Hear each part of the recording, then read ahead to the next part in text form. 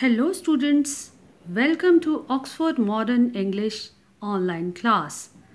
Today's reading lesson is from grade 7 English book and our lesson is Light in the Night. Difficult words. Enforce, to make sure something is done. Wick, a string in oil or in the middle of a candle that is lit for burning. Let's start reading of the lesson. London is a major capital city. At night it glows brightly. Like most modern cities. Before the 1700s, London was much smaller than it is now.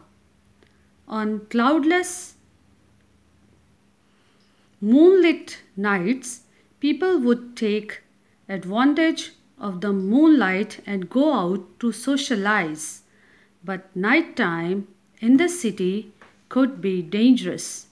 You could trip, fall, and injure yourself. If you fell in the river, you could drown. You could be attacked or robbed by criminals who roamed the streets. You could easily get lost. If people wanted to go out at night, they would have to carry a burning torch or lamp, or if they were rich enough, pay someone else to carry it.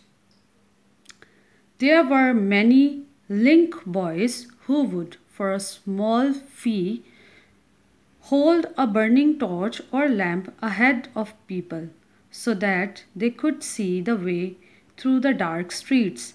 Some of these link boys were dishonest and would rob the people who had employed them and then run off and leave them in the dark.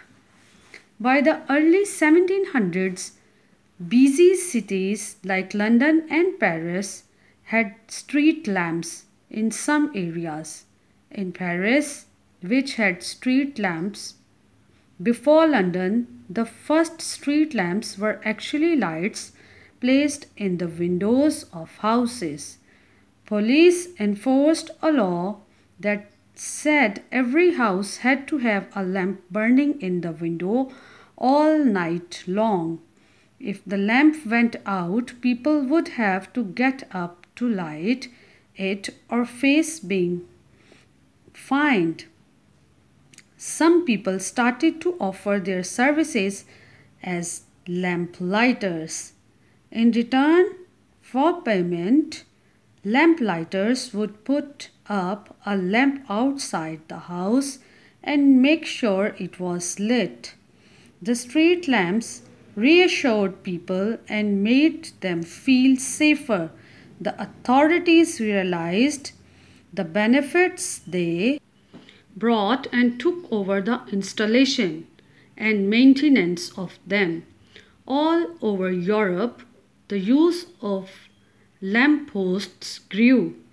In the 1700s, London grew rapidly and became the world's center of trade, manufacturing, and fashion. Business became important and lights were needed to keep the city working and entertaining in the night. By the late 1700s, London had so many street lamps that visitors to the city were amazed by them.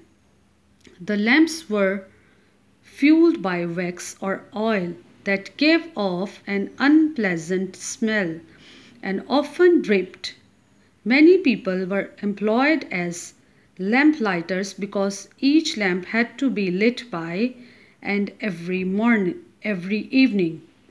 One German tourist visiting London in the 1700s wrote in his diary, "As it was quite dark when I came back the first evening, I was astonished at the admirable manner in which these streets are lighted up. The bright lamps made the city seem exciting and lively. The lamps are so near each other that even on the most ordinary and common nights, the city has the appearance of a festive illumination. The lamplighters quickly became an important and valued part of society. This was because they often became a key figure in their communities. They would walk the same route twice a day, and as they checked, cleaned, fixed, lit, or put out the lights, they would notice what was going on around them. Many lamplighters helped to make their routes safer. Their job required energy, strength, agility, and reliability. They had to keep the lights clean, make sure the wicks were trimmed to the right length, light tens of lamps in the evening, and put them all out again in the morning. Many lamplighters were pleased to be guardians in their communities, and often the job would be passed on from parent to child. The lampposts of London were designed with a bar sticking out on either side at the top so that the lamplighter could safely rest his ladder on them. Lamplighters moved quickly, carrying their ladder and going up and down it hundreds of times a day. The lampposts were decorated with the royal crest and were looked after carefully by the lamplighters. When gas lamps started to be used from 1805 onwards, they changed the work of the lamplighters.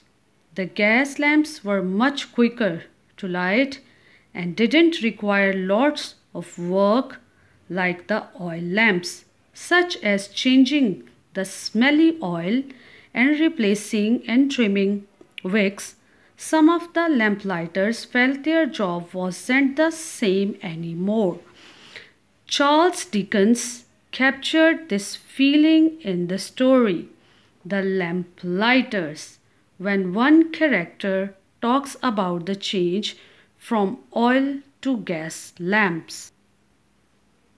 I foresee in this the breaking up of our profession.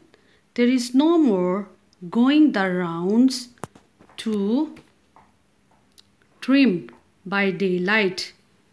No more dribbling down of the oil on the heads and bonnets of ladies and gentlemen when one feels in spirits.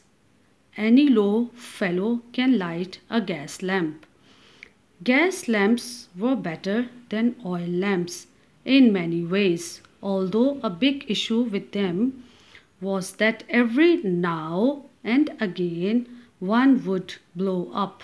Over time, gas lamps replaced oil lamps. Later, with the invention of electricity, gas lamps were replaced by the electric lamps, which now dominate modern streets. Today, there are still 500 gas lamps in London. 5 people are employed to operate them.